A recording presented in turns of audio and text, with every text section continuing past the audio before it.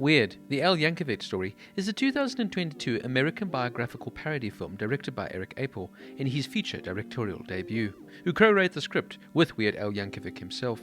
The film, a satire biopics and loosely based on Yankovic's life and career, stars Daniel Radcliffe as Yankovic, along with Evan Rachel Wood, Rainn Wilson, Toby Huss, Arturo Castro, and Julianne Nicholson in supporting roles.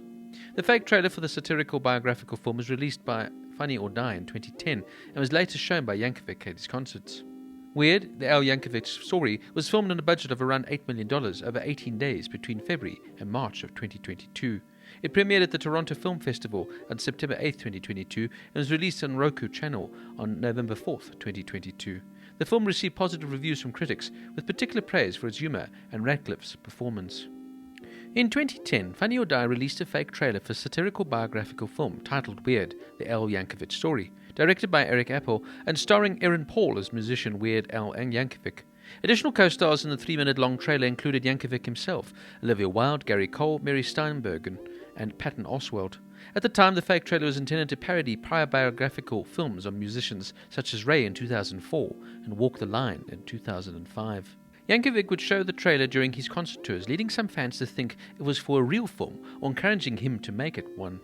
Following the success of other musicians' biopics such as Bohemian Rhapsody in 2018 and Rocket Man in 2019, Yankovic began to legitimately consider the idea of making a full-length movie. He and Appel began to shop the idea around Hollywood, but the studio's initial impressions were that the film was going to be in the vein of Zucker, Abrahams and Zucker full-on parody, and passed on the idea. The two looked at common tropes used in other musicians' biopics, the finding that facts about musicians' lives were often changed and used a similar approach to writing Yankovic's biographical story with the same type of creative freedom.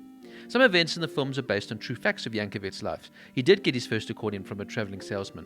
My Bologna was recorded in a public bathroom, though in real life this was a bathroom across from the KCPR radio station offices. There has been a Yankovic effect, in which being parodied by Yankovic helped boost the success of other musicians, notably with Nirvana, and Yankovic's parody of Smells Like Nirvana, and Madonna originally came up with the concept of Yankovic's parody Like a Surgeon, which Yankovic had heard about and agreed was a good idea. In January of 2020, Daniel Radcliffe was set to star as the title role. Yankovic and Appel had known that Radcliffe had been a fan of the classic comedic musicians such as Tom Lehrer, and for his part, Radcliffe felt that his November 2010 appearance on The Graham Norton Show, during which he sang a rendition of Lehrer's song The Elements, was the reason of his casting. I guess Al saw it, and there was like, that guy maybe gets it, and so he picked me. The actor was already a fan of Yankovic's work through his own appreciation as well as that of his girlfriend, Erin Drake, who would play Yankovic's music on road trips. He was also looking to expand his acting repertoire, believing the part gave him more creative capabilities, similar to his role in The Swiss Army Man in 2016. As part of his preparation, Radcliffe learned principles of playing the accordion, Yankovic's signature instrument, through video tutorials Yankovic had made for him. Radcliffe sang the songs live on camera for the film, but his vocals were replaced with the pre-recorded ones by Yankovic in the final film version. Because of filming in Los Angeles, Yankovic was able to reach out to his holiday card mailing list to bring a number of celebrities to cameo during the film. Most showed during the Dr. Demento pool party scene. While the script had already called for Al to be challenged by Freddie Mercury at the pool party, terms of Yankovic's agreement with the band Queen for Another One Rides the Bus is that Yankovic could not mention Mercury by name. Lin-Manuel Miranda, who had contacted Yankovic within minutes of the announcement of the film's production, asked to be a part of it, and Yankovic was able to fit his cameo as an ER doctor during the time that Miranda was in Los Angeles.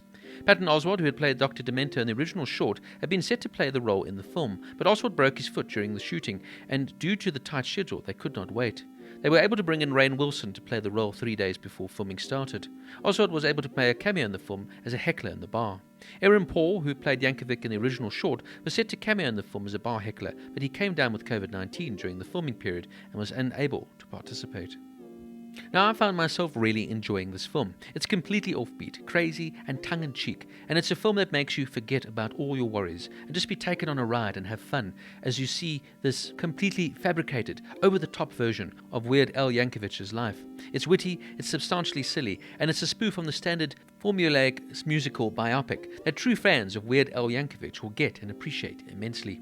This is truly an inventive comedy that, if not well acted and produced and directed, could have really been quite poor if handled by the wrong talents. Thankfully, though, we have the right people making this film.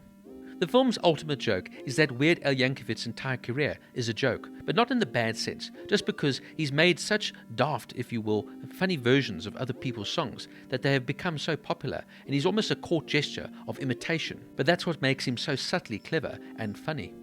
This is a completely alternative fever dream of what really happened, and it's certifiably crazy, and it makes all loose sense of reality as you get taken on this ridiculous journey of fun and enjoyment.